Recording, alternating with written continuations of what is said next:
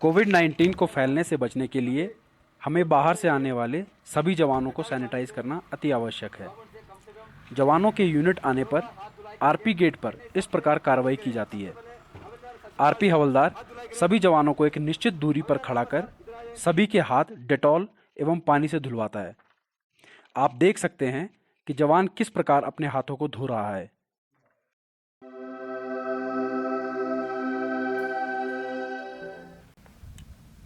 तत्पश्चात nursing assistant IR gun की मदद से सभी का टेम्परेचर चेक करता है एवं उन्हें कुछ बेसिक प्रश्न पूछता है, जैसे कि उन्हें खांसी या जुकाम आदि तो नहीं है।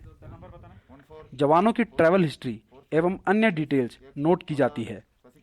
इसके पश्चात अराइवल बैरक इंचार्ज जेसीओ जवानों की ब्रीफिंग करता है, जिसमें वह उन्हें 14 दिनों तक अराइवल बैरक में रहने एवं पालन किए जाने वाले नियमों के संबंध में जानकारी देता है। अंत में सभी जवान अराइवल बैरक में चले जाते हैं।